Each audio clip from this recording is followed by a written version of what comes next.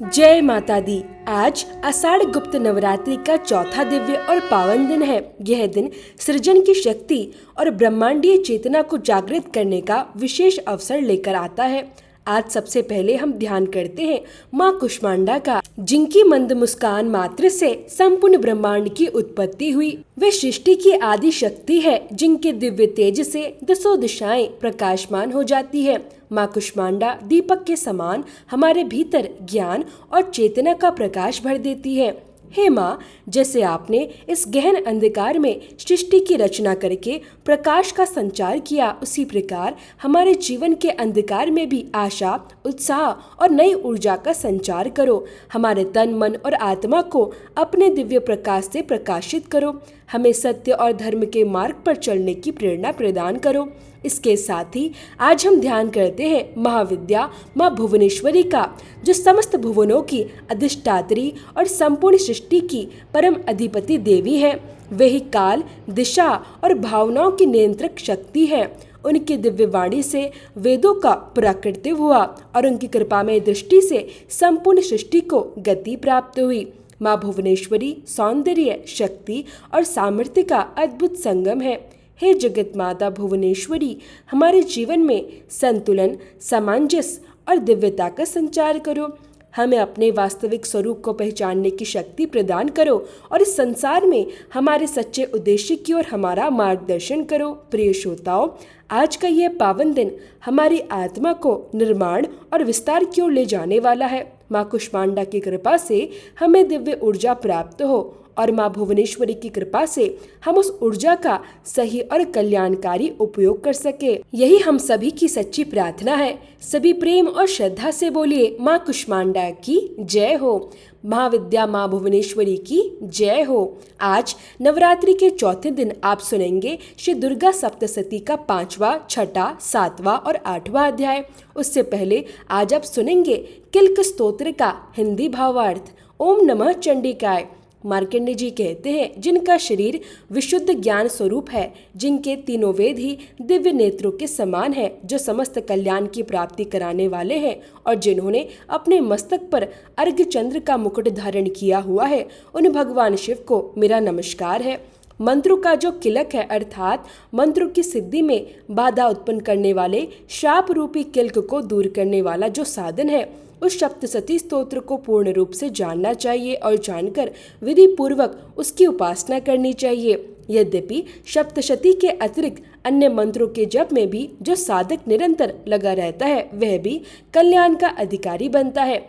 उसके उच्चाटन आदि कर्म भी सिद्ध होते हैं और उसे भी अनेक दुर्लभ वस्तुओं की प्राप्ति हो जाती है। फिर भी जो साधक अन्य मंत्रों का जप ना करके केवल इस सप्तशती नामक स्तोत्र के द्वारा ही देवी की आराधना करता है, उसे केवल स्तुति मात्र से ही सच्चिदानंद स्वरूपिणी देवी की सिद्धि प्राप्त हो जाती है। ऐसे साधक को अपने कार्यों की सिद्धि के लिए मंत्र, औषधि या अन्य किसी साधन का सहारा लेने की आवश्यकता नहीं रहती। बिना विशेष जप के भी उसके उच्चाटन आदि सभी अभिचारिक कर्म सिद्ध हो जाते हैं। इतना ही नहीं, उसकी सभी मनोकामनाएं और इच्छित वस्तुएं भी सिद्ध होने लगती हैं।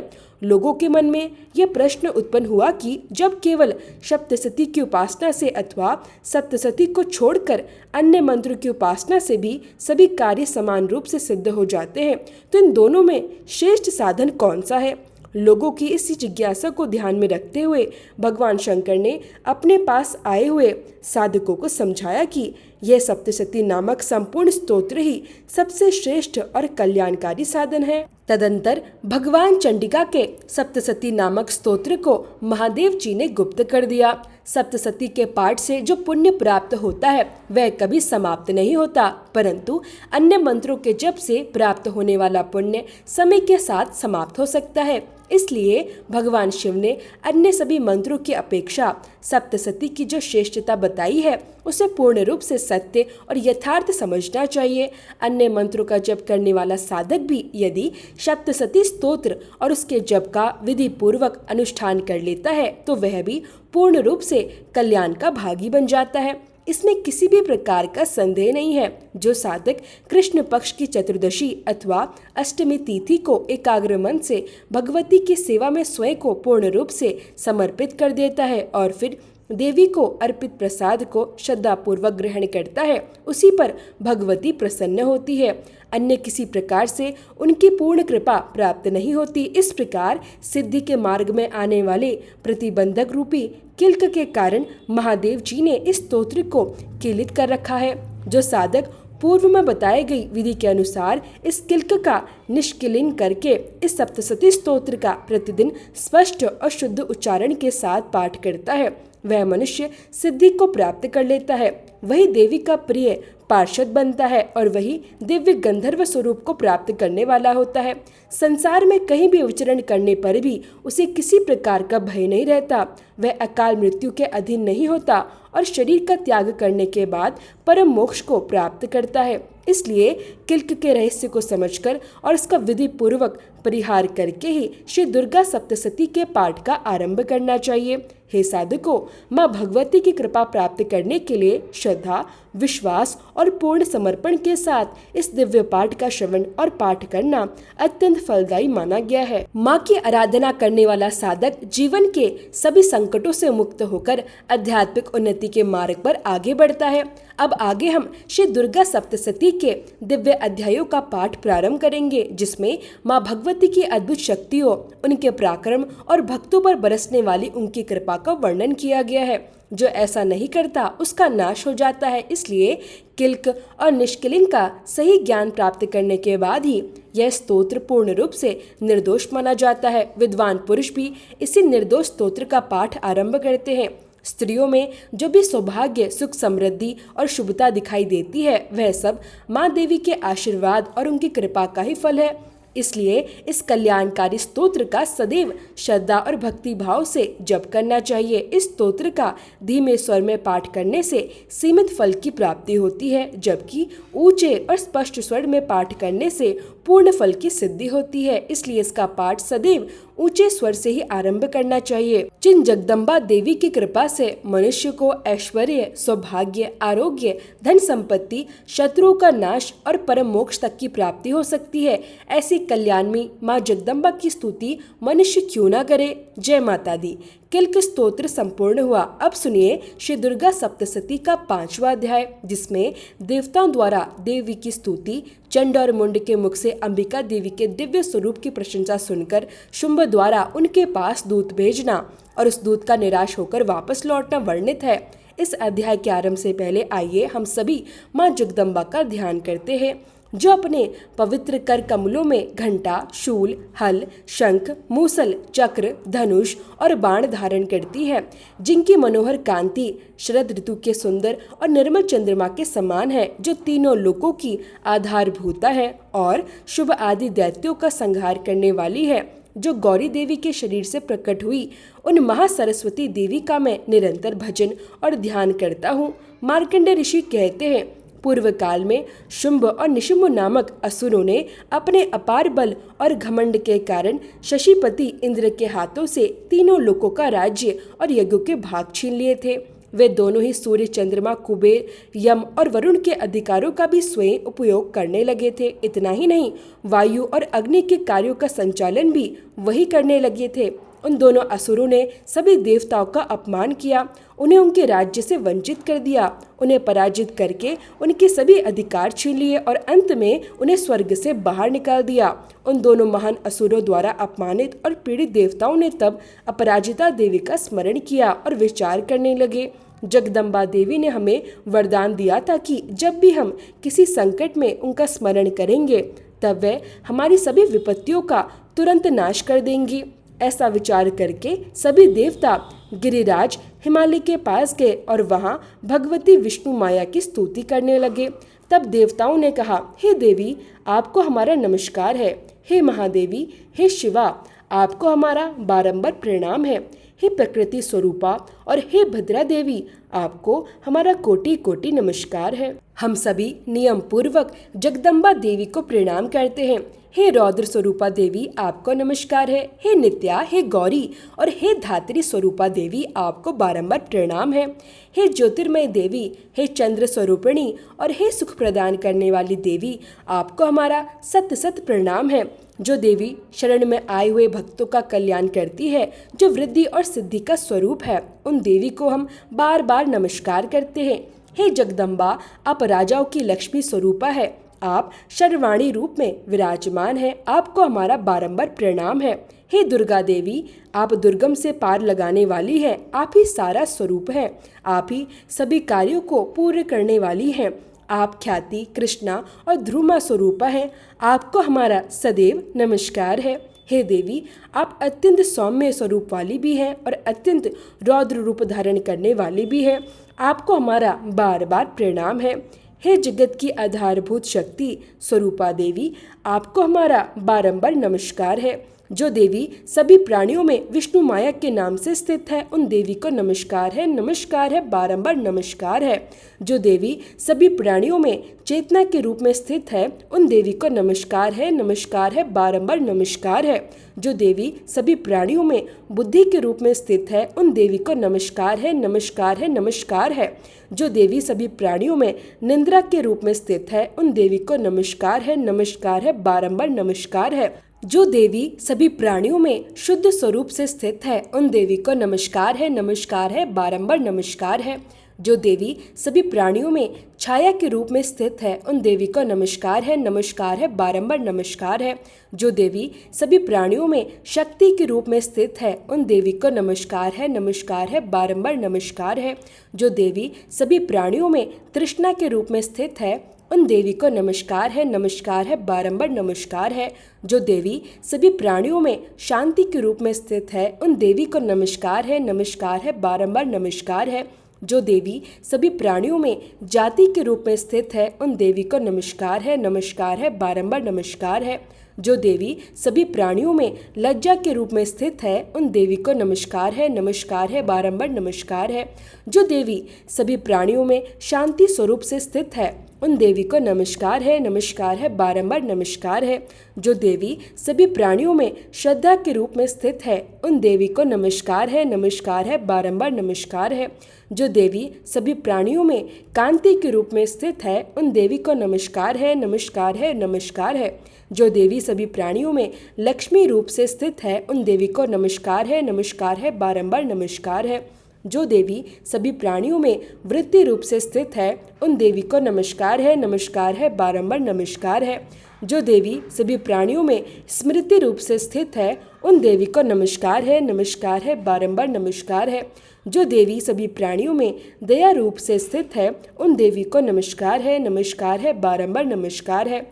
जो देवी सभी प्राणियों में तुष्टि रूप से स्थित है, उन देवी को नमस्कार है, नमस्कार है, बारंबार नमस्कार है।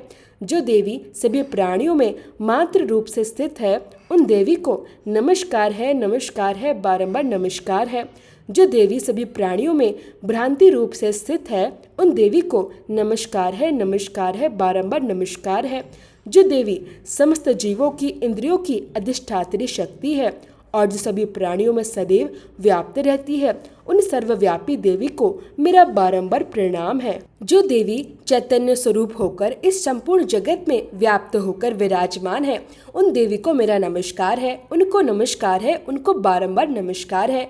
पूर्व काल में जब देवताओं ने अपने अभीष्ट फल की प्राप्ति के लिए जिन देवी की स्तुति की थी और देवराज इंद्र ने भी लंबे समय तक जिनकी आराधना की थी, वह कल्याण प्रदान करने वाली ईश्वरी देवी हमारा कल्याण करे, हमारा मंगल करे और हमारी सभी प्रकार की विपत्तियों का नाश करे। उग्र और अत्यंत शक्तिशाली दैत्यों से पीड़ित होकर हम सभी देवता जिन परमेश्वरी देवी को इस समय प्रणाम कर रहे हैं तथा जो देवी अपने भक्तों द्वारा श्रद्धा और विनम्रता से स्मरण किए जाने पर तुरंत ही उनकी सभी परेशानियों और संकटों को दूर कर देती है, वही जगत की माता जगदम्बा हमारे सभी कष्टों का निवारण करे। मार्कंडेय ऋषि कहते हैं, हे राजन, इस प्रकार जब सभी देवता देवी की स्तुति कर रहे थे, उसी समय पार्वती देवी गंगा जी के पवित्र जल में स्नान करने के लिए वहां आई। सुंदर बोहों वाली परम तेजस्विनी भगवती पार्वती देवी ने देवताओं से पूछा, आप सभी यहाँ किस देवी की स्तुति कर रहे हैं? तभी उन्हीं के शरीर के कोश से एक दिव्य स्वरूप प्रकट हुआ। वह शिवा देवी बोली, शुंभ नामक दैत्य द्वारा अपमानित होकर और युद्ध में निशुंभ से पराजित होकर ये सभी देवता यहाँ एकत्रित हुए हैं और मेरी ही स्तुति कर रहे हैं। पार्वती देवी के शरीर के कोश से अंबिका देवी का प्राकट्य हुआ था, इसलिए वह संपूर्ण लोकों में कौशिकी देवी के नाम से ही प्रसिद्ध हुई। जब कौशिकी देवी प्रकट हुई तब पार्वती देवी का शरीर काले वर्ण का हो गया। इसी कारण वह हिमालय पर निवास करने वाली कालिका देवी के नाम से प्रसिद्ध हुई। इसके बाद शुंभ और निशुंभ के सेवक चंड और मुंड वहां पहुंचे। उन्होंने अत्यंत सुंदर और मन को मोह लेने वाले स्वरूप वाली अंबिका देवी को देखा। फिर वे दोनों शुंभ के पास गए और बोले, हे महाराज, हमने एक ऐसी अद्भुत और परम सुंदर स्त्री को देखा है जिसकी दिव्य आभा से पूरा हिमालय प्रकाशित हो रहा है। ऐसा अनुपम रूप हमने संसार में कहीं भी नहीं देखा। हे असुरों के स्वामी, आप पता लगाइए कि वह देवी कौन है और उन्हें अपने अधिकार में ले लीजिए। स्त्रियों में वह वास्तव में रत्न के समान है। उनका प्रत्येक अंग अत्यंत सुंदर और आकर्षक है। उनके दिव्य शरीर की चमक से चारों दिशाएं प्रकाशित हो रही हैं। हे दैत्यराज, वह देवी अभी हिमालय पर्वत पर ही विराजमान है। आप चाहें तो स्वयं जाकर उनके दर्शन कर सकते हैं। हे प्रभु, तीनों लोकों में जितने भी श्रेष्ठ रत्न हैं, मणियां, हाथी, घोड़े और अन्य दिव्य वस्तुएं, वह सभी इस समय आपके महल की शोभा बढ़ा रही है। हाथियों में श्रेष्ठ रत्न के समान ऐरावत हाथी, पारिजात का दिव्य वृक्ष और उच्च श्रेवा नामक श्रेष्ठ घोड़ा, यह सब आपने देवराज इंद्र से प्राप्त कर लिया है। हंसों से जुता हुआ वह दिव्य विमान भी आपके आंगन की शोभा बढ़ा रहा है। यह अद्भुत रत्न स्वरूप विमान जो पहले ब्रह्मा जी के पास था, अब आपके अधिकार में है। ये महापद्म नामक दिव्य निधि भी आपने कुबेर से छीनकर प्राप्त कर ली है। समुद्र देव ने भी आपको किंजकलिन नामक दिव्य माला प्रदान की है, जो सुंदर केसरों से सुशोभित है और जिसके कमल कभी मुरझाते नहीं हैं। स्वर्ण की वर्षा करने वाला वरुण देव का दिव्य छत्र भी आपके भवन में शोभायमान है। यह श्रेष्ठ रथ जो पहले प्रजापति के अधिकार में था, अब आपके पास मौजूद है। हे दैत्येश्वर, मृत्यु की उत्तराकांदिता नाम वाली शक्ति भी आपने अपने अधिकार में कर ली है। वरुण का पाश और समुद्र से उत्पन्न होने वाले सभी प्रकार के रत्न आपके भाई निशुंभ के अधिकार में है। अग्निदेव ने भी स्वयं शुद्ध किए हुए 2 दिव्य वस्त्र आपकी सेवा में अर्पित किए हैं। हे दैत्यराज, इस प्रकार संसार के सभी श्रेष्ठ रत्न आपने एकत्रित कर लिए हैं। फिर जो यह स्त्रियों में श्रेष्ठ रत्न के समान कल्याण प्रदान करने वाली अद्भुत देवी है, उन्हें भी आप अपने अधिकार में क्यों नहीं कर लेते? मार्कंडेय ऋषि कहते हैं, चंड और मुंड के इन वचनों को सुनकर शुंभ ने महादैत्य सुग्रीव को देवी के पास दूत बनाकर भेजा। उसने कहा, तुम मेरी आज्ञा से देवी के पास जाकर मेरा संदेश देना और ऐसा उपाय करना कि वह प्रसन्न होकर शीघ्र ही मेरे पास आ जाए। वह दूत पर्वत के उस अत्यंत सुंदर और मनोहर स्थान पर पहुंचा जहां देवी विराजमान थी। वहां पहुंचकर उसने मधुर वाणी और कोमल शब्दों में देवी से कहा, हे देवी, दैत्यराज शुंभ इस समय तीनों लोकों के परम स्वामी है। मैं उन्हीं का भेजा हुआ दूत हूँ और विशेष रूप से आपके पास उनका संदेश लेकर आया हूँ। उनकी आज्ञा को सभी देवता भी एक स्वर से स्वीकार करते हैं।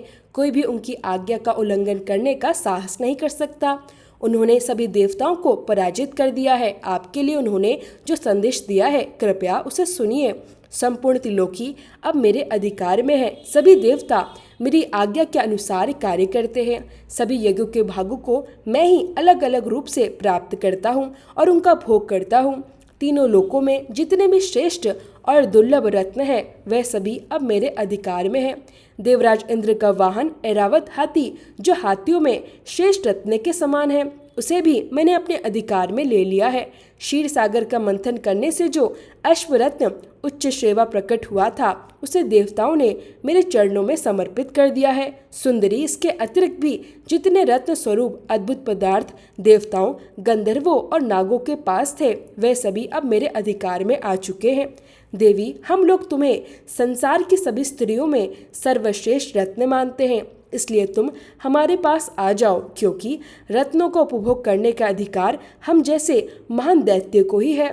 हे चंचल कटाक्षों वाली सुंदरी, तुम मेरे या फिर मेरे महापराक्रमी भाई निशुंभ की सेवा में आ जाओ, क्योंकि तुम स्वयं ही एक अनमोल रत्न के समान हो। मेरा वरण करने से तुम्हें अतुलनीय और संसार में दुर्लभ महान ऐश्वर्य की प्राप्ति होगी। इसलिए अपनी बुद्धि से विचार करो और मेरी पत्नी बन जाओ। ऋषि कहते हैं, दूत के इस प्रकार कहने पर कल्याणमयी भगवती दुर्गा देवी, जो संपूर्ण जगत को धारण करने वाली है, मन ही मन गंभीर भाव से मुस्कुराई और इस प्रकार बोली। देवी ने कहा, हे दूत, तुमने जो कहा है वह सत्य है, इसमें तनिक भी असत्य नहीं है। शुभ तीनों लोकों का स्वामी है और निशुंभ भी उसके समान ही अत्यंत पराक्रमी है, किंतु इस विषय में मैंने पहले ही एक प्रतिज्ञा कर रखी है। अब मैं अपनी उस प्रतिज्ञा को झूठा कैसे कर सकती हूँ? मैंने अपनी अल्प बुद्धि के कारण पहले ही जो वचन दे दिया है उसे तुम सुनो। जो मुझे युद्ध में पराजित कर सकेगा, जो मेरे अभिमान को चूर कर देगा और जो संसार में मेरे समान बलवान होगा, वही मेरा स्वामी बनने योग्य होगा। इसलिए शुंभ अथवा महादैत्य निशुंभ स्वयं ही मेरे पास आए और मुझे युद्ध में जीतकर मेरा पाणिग्रहण करें। इसमें विलंब करने की क्या आवश्यकता है? दूत बोला, देवी, तुम घमंड से भरी हुई बातें कर रही हो। मेरे सामने इस प्रकार के वचन मत बोलो। तीनों लोकों में ऐसा कौन पुरुष है जो शुंभ और निशुंभ के सामने खड़ा हो सके? देवी, बड़े बड़े देवता भी अन्य दैत्यों के सामने युद्ध में टिक नहीं पाते, फिर तुम अकेली एक स्त्री होकर उनके सामने कैसे युद्ध कर सकती हो? जिन शुंभ और निशुंभ जैसे महान दैत्यों के सामने इंद्र आदि सभी देवता भी युद्ध करने का साहस नहीं कर पाए, उनके सामने तुम एक स्त्री होकर कैसे खड़ी रहोगी? इसलिए मेरी बात मानो और शुंभ निशुंभ के पास चलो। ऐसा करने से तुम्हारे मान सम्मान और गौरव की रक्षा होगी। अन्यथा जब वे क्रोध में आकर तुम्हारे केश पकड़कर तुम्हें घसीटते हुए ले जाएंगे, तब तुम्हें अपनी प्रतिष्ठा खोकर उनके पास जाना पड़ेगा। देवी ने कहा, तुम्हारा कहना उचित है। शुभ बलवान है और निशुंभ भी अत्यंत पराक्रमी है, किंतु मैं क्या करूं? मैंने बिना विचार किए पहले ही एक प्रतिज्ञा कर ली है, इसलिए अब तुम यहाँ से जाओ।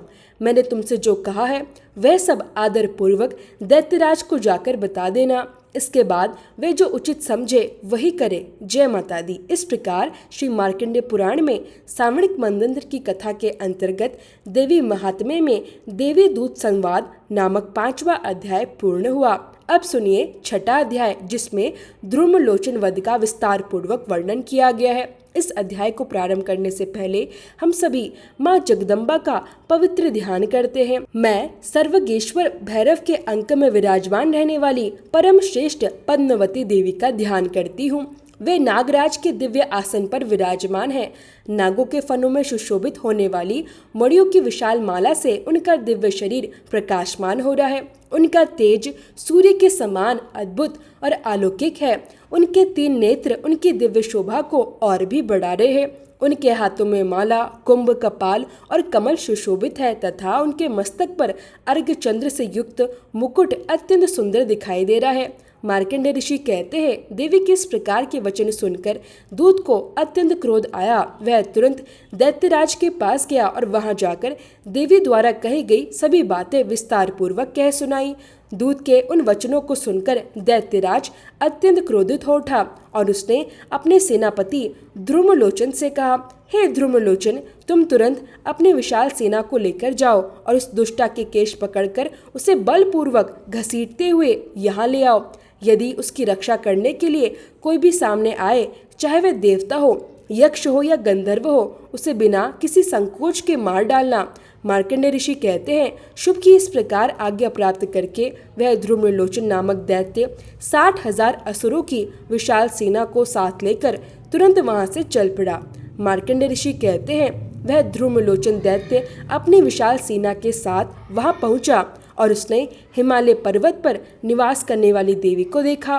देवी को देखते ही उसने उन्हें कठोर वचनों में ललकारते हुए कहा, हे देवी, तुम शुंभ और निशुंभ के पास चलो। यदि इस समय प्रसन्नता पूर्वक मेरे स्वामी के पास नहीं चलोगी तो मैं तुम्हारे केश पकड़कर बलपूर्वक घसीटते हुए तुम्हें वहां ले जाऊंगा।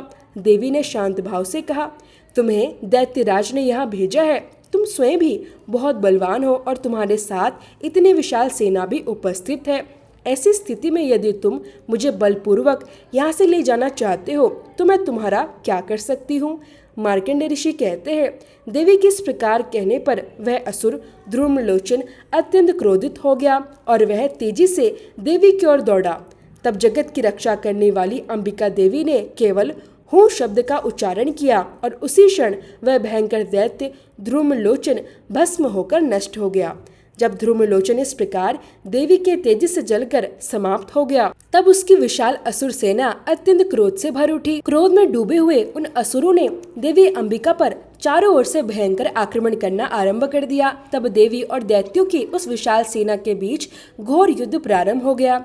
दोनों ओर से तीखे बाणों, शक्तियों, फरसों और अनेक प्रकार के अस्त्र शस्त्रों की वर्षा होने लगी। आकाश युद्ध के भयानक दृश्य से भर गया। चारों ओर केवल अस्त्रों की टकराने की ध्वनि सुनाई देने लगी। देवी अंबिका अपने दिव्य तेज और अद्भुत शक्ति से असुरों के प्रत्येक आक्रमण का सामना कर रही थी। इतने में देवी का वाहन सिंह भी अत्यंत क्रोधित हो उठा। वह भयंकर गर्जना करता हुआ अपने गर्दन के बालों को हिलाता हुआ असुरों की उस विशाल सेना के बीच जा कूदा।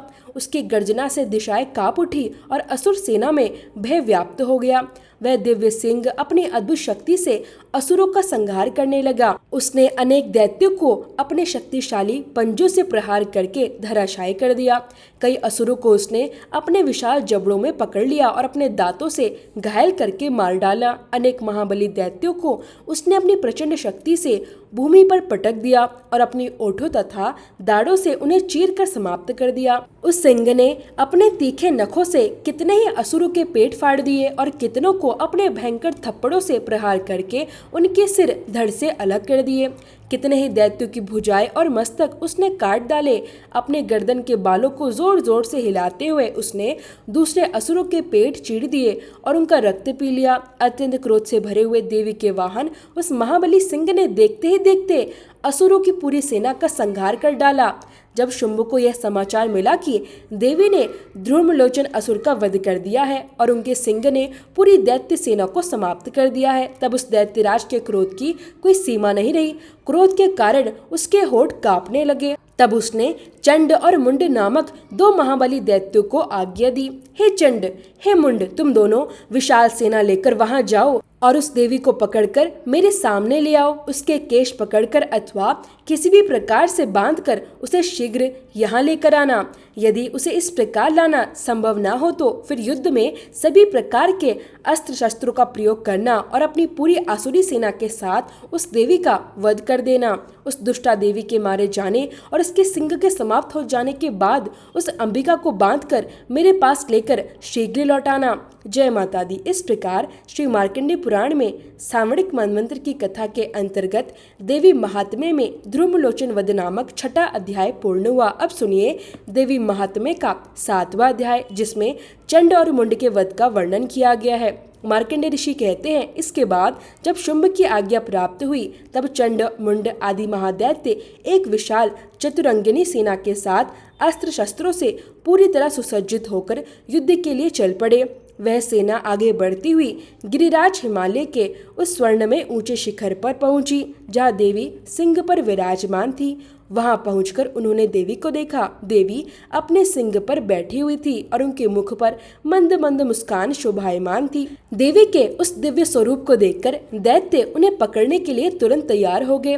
किसी ने अपने धनुष की प्रत्यंचा चढ़ा ली, किसी ने अपनी तलवार संभाल ली और कुछ दैत्य देवी के समीप जाकर उन्हें घेर कर खड़े हो गए। तब उन शत्रु को देखकर अंबिका देवी के मन में अत्यंत क्रोध उत्पन्न हुआ। उस समय उनके क्रोध के कारण उनका मुख काला पड़ गया, उनकी भौहें क्रोध से टेढ़ी हो गई और उसी क्षण उनके ललाट से एक अत्यंत विकराल रूप वाली देवी प्रकट हुई। वह थी काली देवी। उनके हाथों में तलवार और पाश सुशोभित हो रहे थे। वह विचित्र खटवांग धारण किए हुए थी और चीते के चर्म से बनी हुई साड़ी पहने हुई थी। उनके गले में नरमुंडों की माला शोभा दे रही थी। उनका शरीर अत्यंत कृश था, मानो केवल हड्डियों का ढांचा ही शेष रह गया हो। इसी कारण उनका रूप अत्यंत भयंकर दिखाई देता था। उनका मुख बहुत विशाल था। उनकी बाहर निकलती हुई जीभ और विकराल रूप उन्हें और भी डरावना बना रहा था। उनकी आंखें भीतर की ओर धसी हुई थी और लालिमा से भरी हुई थी। उनकी भयंकर गर्जना से सभी दिशाएं कांप उठी। वह कालिका देवी बड़े बड़े दैत्यों का संहार करती हुई अत्यंत तीव्र वेग से असुरों की उस विशाल सेना पर टूट पड़ी और उन्हें अपना आहार बनाने लगी। उन्होंने हाथियों के रक्षकों, अंकुश धारण करने वाले महावतों, योद्धाओं और घंटियों से सुसज्जित अनेक हाथियों को एक ही हाथ से पकड़ लिया और अपने मुख में डाल लिया। इसी प्रकार घोड़ों सहित रथों को, सारथियों सहित रथी योद्धाओं को भी उन्होंने अपने मुख में डालकर भयंकर रूप से चबा डाला। किसी दैत्य के वे बाल पकड़ लेती, किसी का गला दबाकर उसका अंत कर देती, तो किसी को अपने पैरों से कुचल डालती और किसी को अपनी छाती के प्रहार से धरती पर गिराकर मार देती। असुरों द्वारा छोड़े गए बड़े बड़े अस्त्र शस्त्रों को भी वे अपने मुख से पकड़ लेती और अत्यंत क्रोध में आकर उन्हें अपने दांतों से चूर चूर कर देती। इस प्रकार काली देवी ने उन बलवान और दुरात्मा दैत्यों की पूरी सेना को रौंद डाला, उनका भक्षण कर लिया और अनेक असुरों को युद्ध भूमि से भागने पर मजबूर कर दिया। कुछ असुर तलवारों से मारे गए, कुछ खटवांग के प्रहार से समाप्त हुए और कितने ही दैत्य उनके दांतों के प्रहार से कुचलकर मृत्यु को प्राप्त हुए। इस प्रकार देवी ने असुरों की उस विशाल सेना का क्षण भर में ही विनाश कर दिया। यह देखकर चंड दैत्य उन अत्यंत भयंकर स्वरूप वाली काली देवी की ओर तेजी से दौड़ा। उसी समय महादैत्य मुंड ने भी अत्यंत भयानक बाणों की वर्षा शुरू कर दी। उसने हजारों बार चलाए हुए चक्रों से उन विकराल नेत्रों वाली देवी को चारों ओर से ढक दिया। वह असंख्य चक्र देवी के मुख में प्रवेश करते हुए ऐसे दिखाई दे रहे थे मानो सूर्य के अनेक मंडल घने बादलों के भीतर समा रहे हों। तब भयंकर गर्जना करने वाली काली देवी अत्यंत क्रोध से भर उठी और उन्होंने जोरदार विकट अट्टहास किया। उस समय उनके विशाल और विकराल मुख के भीतर दिखाई देने वाले, कठिनता से देखे जा सकने वाले दांतों की चमक से उनका स्वरूप अत्यंत उज्जवल और भयानक प्रतीत हो रहा था। तब देवी ने अपने हाथ में एक विशाल तलवार धारण की और भयंकर हुंकार करते हुए चंड दैत्य पर आक्रमण कर दिया। उन्होंने चंड के बाल पकड़ लिए और उसी क्षण अपनी तेज तलवार से उसका मस्तक धड़ से अलग कर दिया।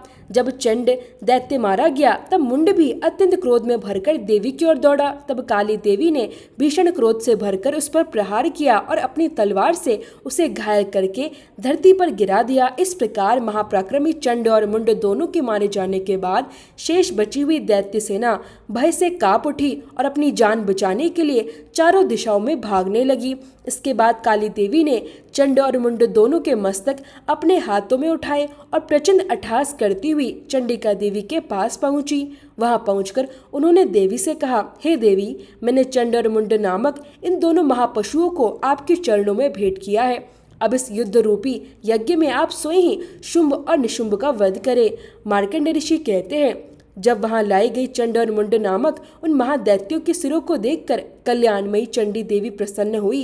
तब उन्होंने काली देवी से मधुर वाणी में कहा, हे देवी, तुम चंड और मुंड दोनों को लेकर मेरे पास आई हो, इसलिए अब संसार में तुम्हारी प्रसिद्धि चामुंडा के नाम से होगी। जय माता दी। इस प्रकार श्री मार्कंडेय पुराण में सांवर्णिक मनवंतर की कथा के अंतर्गत देवी महात्म्य में चंड मुंड वध नामक 7वां अध्याय पूर्ण हुआ। अब सुनिए श्री दुर्गा सप्तशती का 8वां अध्याय, जिसमें रक्तबीज वध का दिव्य वर्णन किया गया है। इस अध्याय को सुनने से पहले हम सभी श्रद्धा और भक्ति भाव से माँ भगवती का ध्यान करें। मैं उन भवानी देवी का ध्यान करती हूँ जो अड़िमा आदि सभी दिव्य सिद्धियों की किरणों से घिरी हुई हैं, जिनका शरीर लाल आभा से युक्त है और जिनका दिव्य स्वरूप अत्यंत मनोहर तथा कल्याणकारी है। नेत्रों में करुणा की दिव्य लहरें दिखाई दे रही हैं और उनके पवित्र हाथों में पाश, अंकुश, बाण और धनुष सुशोभित हो रहे हैं। मार्कंडेय ऋषि कहते हैं, हे राजन, जब चंड और मुंड नामक भयंकर दैत्यों का वध हो गया और उनकी बहुत बड़ी सेना का भी संहार हो गया, तब दैत्यों के राजा प्रतापी शुंभ के मन में अत्यंत क्रोध उत्पन्न हुआ। क्रोध से भरकर उसने अपनी संपूर्ण दैत्य सेना को युद्ध के लिए प्रस्थान करने की आज्ञा दे दी। वह बोला, आज उदयुध नाम के 86 दैत्य सेनापति अपनी विशाल सेनाओं के साथ युद्ध भूमि की ओर प्रस्थान करे। कंबू नाम वाले दैत्यों के 84 प्रमुख सेनानायक भी अपनी अपनी वाहनियों से घिरे हुए युद्ध के लिए निकल पड़े। 50 कोटि वीर्य कुल के असुर सेनापति और 100 ध्रुव कुल के असुर सेनापति भी मेरी आज्ञा से अपनी अपनी सेनाओं सहित तुरंत युद्ध के लिए कूच करे। कालक, तो हर्द, मौर्य और काल के नाम वाले असुर भी युद्ध के लिए तैयार हो जाए और मेरी आज्ञा मिलते ही तुरंत रणभूमि की ओर प्रस्थान करे। इस प्रकार भयंकर शासन करने वाला असुराज शुंभ अपनी आज्ञा देकर हजारों विशाल और शक्तिशाली सेनाओं के साथ स्वयं भी युद्ध भूमि के लिए निकल पड़ा। जब देवी चंडिका ने दैत्यों की अत्यंत भयंकर और विशाल सेना को अपनी ओर आते हुए देखा, तब उन्होंने अपने धनुष की टंकार से पृथ्वी और आकाश के मध्य का पूरा क्षेत्र गुजा दिया। इसके बाद देवी के दिव्य सिंह ने भी अत्यंत जोरदार गर्जना करना आरंभ कर दिया। फिर माता अंबिका ने अपने घंटी के दिव्य ध्वनि से उस गर्जना को और भी अधिक शक्तिशाली बना दिया। धनुष की टंकार, सिंह की भयंकर दहाड़ और घंटी की दिव्य ध्वनि से संपूर्ण दिशाएं गूंज उठी। उस अत्यंत भयंकर नाद को सुनकर देवी काली ने अपने विकराल मुख को और भी अधिक विस्तृत कर लिया और वह युद्ध के लिए पूर्ण रूप से तैयार हो गई। उस प्रचंड ध्वनि को सुनकर दैत्यों की विशाल सेनाएं चारों ओर से आकर देवी चंडिका, उनके सिंह और देवी काली को क्रोधपूर्वक घेरने लगी। मार्कंडेय ऋषि कहते हैं, हे राजन, उसी समय असुरों के विनाश और देवताओं के कल्याण के लिए ब्रह्मा, शिव, कार्तिकेय, भगवान विष्णु और इंद्र आदि देवताओं की शक्तियां, जो अत्यंत पराक्रम और बल से संपन्न थी, उनके शरीरों से प्रकट होकर उसी स्वरूप में देवी चंडिका के पास पहुंची। जिस देवता का जैसा स्वरूप, जैसी वेशभूषा और जैसा वाहन था, ठीक उसी प्रकार के स्वरूप और साधनों से युक्त होकर उनकी शक्ति असुरों से युद्ध करने के लिए वहां उपस्थित हुई। सबसे पहले हंसयुक्त विमान पर विराजमान, हाथों में अक्षसूत्र और कमंडल धारण किए हुए ब्रह्मा जी की शक्ति प्रकट हुई। उन्हें ब्राह्मणी कहा जाता है। इसके बाद भगवान महादेव जी की शक्ति वहां आई। वह वृषभ पर आरूढ़ थी। उनके हाथों में श्रेष्ठ त्रिशूल सुशोभित था। वह महानाग का कंकण धारण किए हुए थी और उनके मस्तक पर चंद्ररेखा अद्भुत शोभा प्रदान कर रही थी। फिर कार्तिकेय जी की शक्ति स्वरूपा जगदम्बिका उन्हीं के समान रूप धारण करके श्रेष्ठ मयूर पर सवार होकर और हाथों में शक्ति अस्त्र लेकर दैत्यों से युद्ध करने के लिए वहां पहुंची। इसी प्रकार भगवान विष्णु की शक्ति भी गरुड़ पर विराजमान होकर वहां आई। उनके हाथों में शंख, चक्र, गदा, शारंग, धनुष और खड्ग सुशोभित हो रहे थे।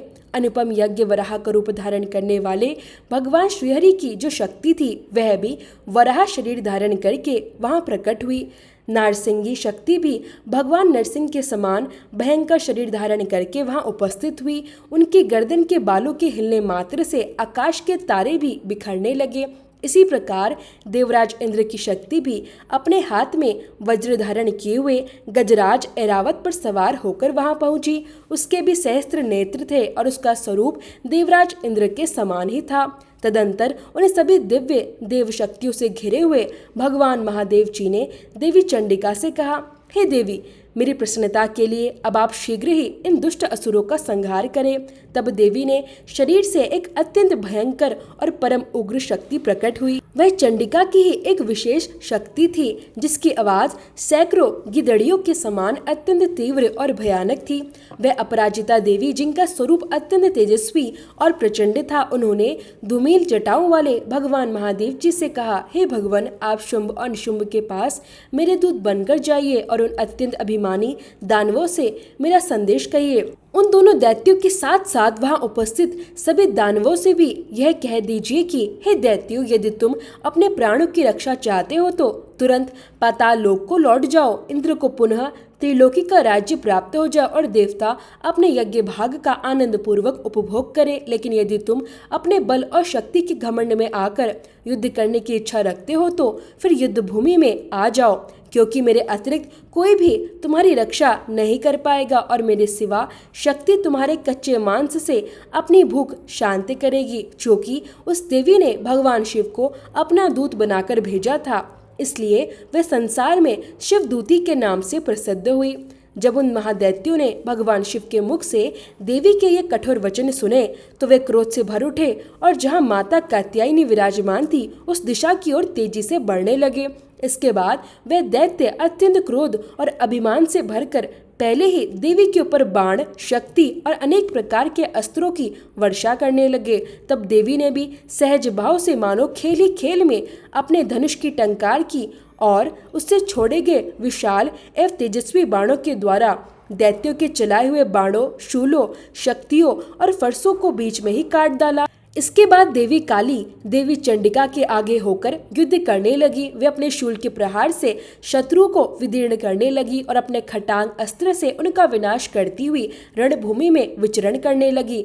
ब्राह्मणी जिस दिशा में जाती थी उसी दिशा में अपने कमंडल के पवित्र जल का छिड़काव करके दैत्यों के तेज और पराक्रम को नष्ट कर देती थी। महेश्वरी ने अपने त्रिशूल से, वैष्णवी ने अपने चक्र से और अत्यंत क्रोध से भरी हुई कुमार कार्तिकेय की शक्ति से, अपने शक्ति अस्त्र से दैत्यों का संहार करना आरंभ कर दिया। इंद्र शक्ति के वज्र से प्रहार से घायल होकर सैकड़ों दैत्य और दानव रक्त की धाराएं बहाते हुए पृथ्वी पर गिर पड़े। वराही शक्ति ने अनेक दैत्यों को अपनी थूथन की भयंकर चोट से नष्ट कर दिया। कितनों की छाती उन्होंने अपनी तीखी दाढ़ों के अग्रभाग से चीर डाली और कितने ही दैत्य उनके चक्र के प्रहार से घायल होकर रणभूमि में गिर पड़े। वराही शक्ति के प्रचंड प्रहार से दैत्यों की विशाल सेना में भय फैल गया। जो भी असुर उनके सामने आता वे उनके अद्भुत पराक्रम को सहन नहीं कर पाता और क्षण भर में धराशायी हो जाता। नारसिंगी भी एक एक करके दूसरे बड़े बड़े महादैत्यों को अपने नखों से विदीर्ण करके उनका भक्षण करने लगी। उनके भयंकर सिंहनाद से चारों दिशाएं और पूरा आकाश गूंज उठा। वह युद्ध भूमि में अत्यंत प्रचंड रूप धारण करके विचरण करने लगी। कितने ही असुर शिवदूती के भयंकर अट्टहास से इतना भयभीत हो गए कि वे डर के कारण पृथ्वी पर गिर पड़े और जैसे ही वे भूमि पर गिरे उसी समय शिवदूती ने उन्हें अपना आहार बना लिया। इस प्रकार क्रोध से भरी हुई वे सभी मातृगण सब अलग अलग प्रकार के उपायों से बड़े बड़े असुरों का संहार करने लगी। तो दैत्य सेना में भय फैल गया और सभी दैत्य सैनिक युद्ध भूमि छोड़कर भागने लगे।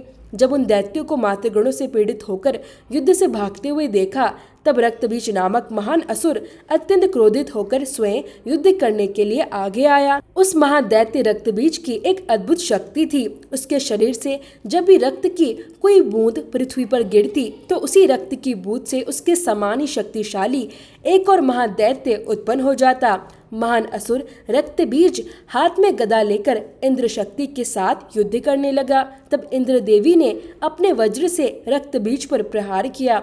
वज्र के प्रहार से घायल होने पर भी उसके शरीर से बहुत अधिक रक्त बहने लगा, लेकिन उसके रक्त की प्रत्येक बूंद से उसी के समान रूप, शक्ति और पराक्रम वाला एक नया योद्धा उत्पन्न होने लगा। उसके शरीर से रक्त की जितनी बूंदें पृथ्वी पर गिरी उतने ही नए असुर उत्पन्न हो गए। वे सभी रक्त के उत्पन्न हुए योद्धा भी रक्तबीज के समान ही बलवान, वीर और अत्यंत पराक्रमी थे। वे रक्त से उत्पन्न होने वाले असुर भी भयंकर अस्त्र शस्त्रों से युद्ध करने लगे और वहां उपस्थित मातृगणों के साथ उनका घोर संग्राम आरंभ हो गया। फिर जब ऐन्द्री देवी ने पुनः अपने वज्र से प्रहार किया और रक्तबीज का मस्तक घायल हुआ तब उसके शरीर से रक्त की धारा बहने लगी। उस रक्त से भी हजारों की संख्या में नए असुर उत्पन्न हो गए। वैष्णवी देवी ने युद्ध भूमि में रक्तबीज पर अपने चक्र से प्रहार किया और ऐन्द्री देवी ने उस दैत्य सेनापति को अपने गदा से आघात पहुंचाया। वैष्णवी की चक्र से घायल होने पर रक्तबीज के शरीर से जो रक्त बहा उससे उसी के समान आकार और शक्ति वाले हजारों महादैत्य उत्पन्न हो गए। देखते ही देखते उन असुरों से पूरा संसार भर गया। कुमारी देवी ने अपनी शक्ति से, वराही देवी ने अपने खड्ग से और माहेश्वरी देवी ने अपने त्रिशूल से उस महादैत्य रक्तबीज को घायल किया। क्रोध से भरे हुए उस महादैत्य रक्तबीज ने भी सभी मातृ शक्तियों पर अलग अलग प्रकार से प्रहार करना शुरू कर दिया।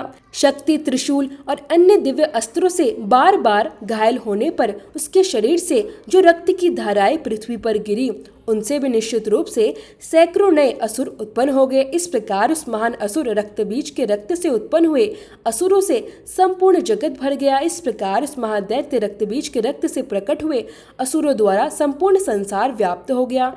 चारों ओर असुर की संख्या इतनी बढ़ गई कि देवताओं के मन में भी अत्यंत भय उत्पन्न हो गया। देवताओं को इस प्रकार चिंतित और दुखी देखकर चंडिका देवी ने काली माता से शीघ्र ही कहा, हे चामुंडे, अब तुम अपना मुख और भी अधिक विस्तृत कर लो और मेरे शस्त्रों के प्रहार से जो रक्त की बूंदें पृथ्वी पर गिरे तथा उन रक्त की बूंदों से जो नए नए महादैत्य उत्पन्न हो उन सभी को तुम अपने इस विशाल और विकराल मुख से तुरंत खा जाओ। इस प्रकार रक्त से उत्पन्न होने वाले उन सभी सभी महादैत्यों का भक्षण करती हुई तुम युद्ध भूमि में विचरण करती रहो। जब इस दैत्य के शरीर का सारा रक्त समाप्त हो जाएगा तब यह रक्त बीज स्वयं भी नष्ट हो जाएगा। हे देवी, जब तुम इन भयंकर असुरों को खा जाओगी तब इनके रक्त से कोई नया दैत्य उत्पन्न नहीं हो पाएगा। काली माता से ऐसा कहकर चंडिका देवी ने अपने त्रिशूल से रक्त बीज पर भयंकर प्रहार किया। उसी समय काली माता ने अपना विशाल मुख फैलाकर रक्त बीज के शरीर से निकलने वाले पूरे रक्त को अपने मुख में ले लिया। तब रक्त बीज ने क्रोध में भरकर वह चंडिका देवी पर अपने गदा से प्रहार किया, लेकिन उस गदा के प्रहार से देवी को तनिक भी चोट नहीं पहुंची और वह आघात भी देवी के दिव्य स्वरूप को किसी प्रकार प्रभावित नहीं कर सका। इसके बाद रक्त बीज के घायल शरीर से बहुत सारा रक्त बहने लगा, लेकिन जैसे ही रक्त की बूंदें पृथ्वी पर गिरने लगी वैसे ही चामुंडा देवी ने उन्हें तुरंत अपने विकराल मुख में समा लिया। रक्त से काली माता के मुख में जो नए महादैत्य उत्पन्न हुए उन्हें भी उन्होंने तुरंत खा लिया और साथ ही रक्त बीज के शरीर से निकलने वाले रक्त को पूरा पी लिया। इस प्रकार चामुंडा देवी ने रक्त बीज की उस अद्भुत शक्ति को समाप्त कर दिया जिसके कारण उसके रक्त से नए नए असुर उत्पन्न हो रहे थे। इसके बाद देवी ने उस रक्त बीज का वध किया जिसका संपूर्ण रक्त चामुंडा देवी पी चुकी थी। देवी ने वज्र, बाण, खड्ग और दृष्टि जैसे अनेक दिव्य अस्त्रों से उस महादैत्य पर प्रहार किया। राजन इस प्रकार अनेक प्रकार के दिव्य शस्त्रों से घायल होकर और रक्तहीन हो जाने के बाद वह महान असुर रक्त बीज अंततः पृथ्वी पर गिर पड़ा। हे नरेश्वर, रक्त बीज के वध के बाद देवताओं को अत्यंत अद्भुत और अनुपम हर्ष की प्राप्ति हुई। सभी देवता प्रसन्न होकर देवी की जय जयकार करने लगे और मातृगण भी उन असुरों के रक्त का पान करने के बाद अत्यंत उत्साहित होकर रणभूमि में नृत्य करने लगी। जय माता दी। इस प्रकार श्री मार्कंडेय पुराण में सांवरिक मनमंत्र की कथा के अंतर्गत देवी महात्म्य में रक्त बीज वध नामक 8वां अध्याय पूर्ण हुआ। इसके आगे के अध्याय आप सभी कल की वीडियो में अवश्य सुनिएगा।